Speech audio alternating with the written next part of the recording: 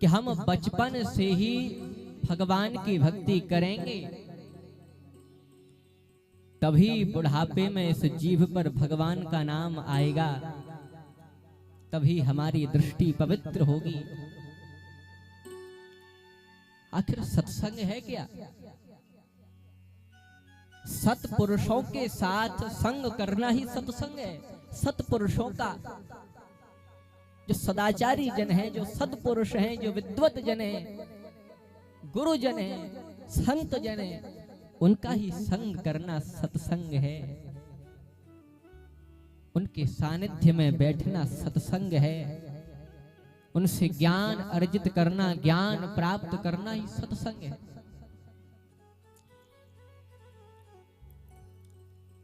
और बिना सत्संग के तो ज्ञान हो भी नहीं सकता है।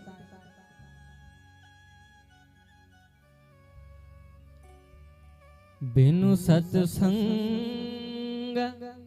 विवेक न होई, राम कृपा बिनु सुलभ न सोई। आवत एहि सर अति कठिनाई,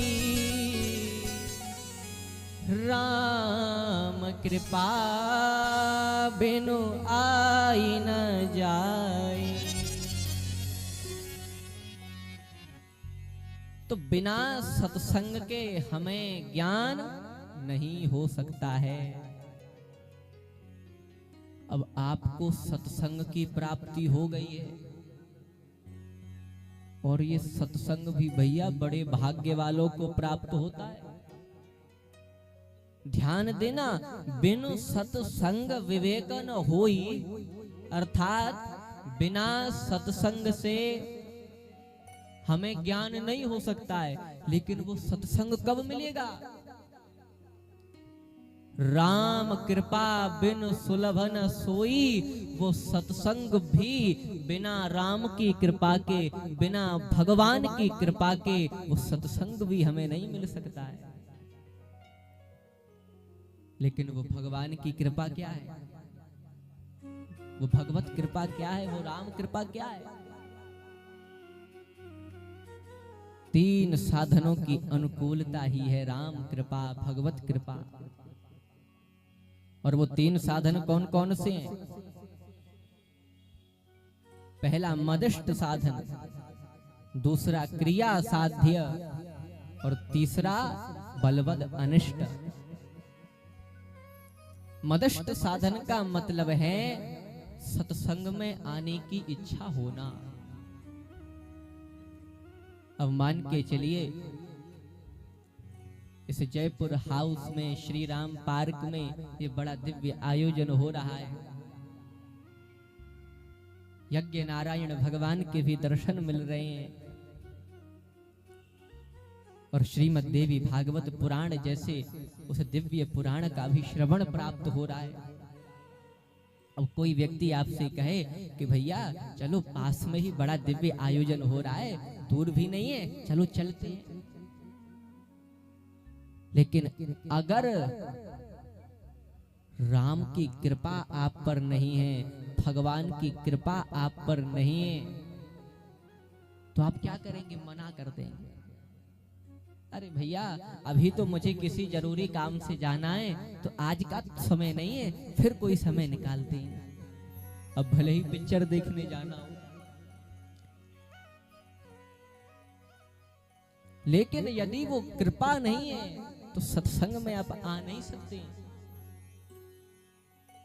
इसीलिए मदिष्ट साधन अर्थात पहली कृपा ये है कि कथा सुनने की इच्छा होना, सत्संग में आने की हमारी इच्छा होना।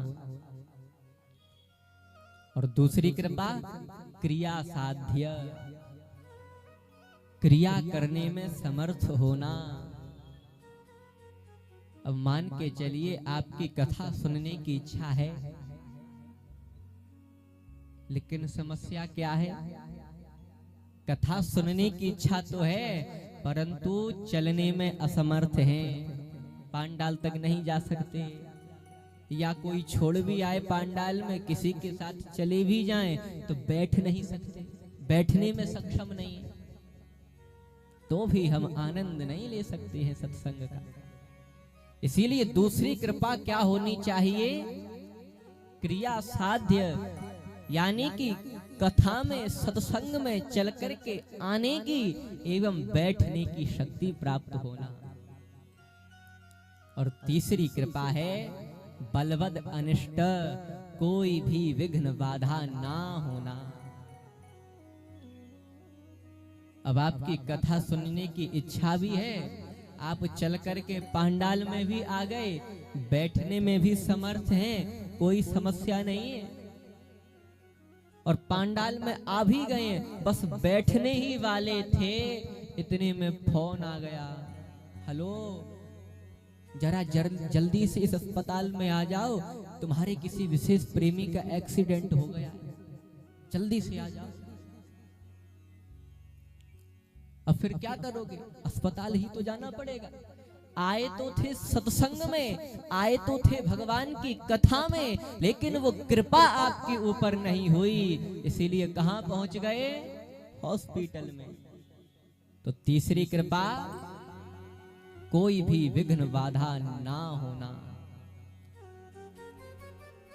एक बार मैं फिर से दोहराऊं, पहली कृपा कथा में आने की इच्छा होना, दूसरी कृपा कथा में चलकर आने की एवं बैठने की शक्ति प्राप्त होना, और तीसरी कृपा कोई भी विघ्न बाधा ना होना।